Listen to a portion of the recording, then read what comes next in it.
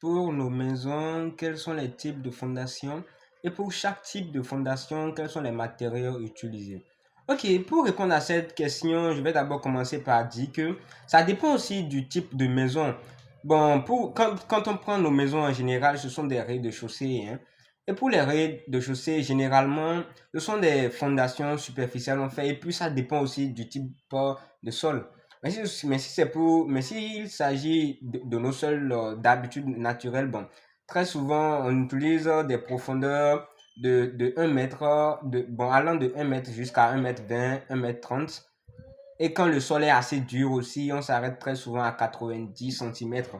Mais très souvent, pour éviter tout problème, et ensuite on prend souvent 1 mètre. Et puis aussi, ça dépend vraiment du type de sol et du type de bâtiment. Mais généralement, pour les rez-de-chaussée, ce sont ces dimensions. Mais quand le bâtiment en question va déjà au niveau de R+2, R+3, là, il faut nécessairement faire une étude du sol pour pouvoir et connaître la fondation adaptée à l'ouvrage que vous voulez faire.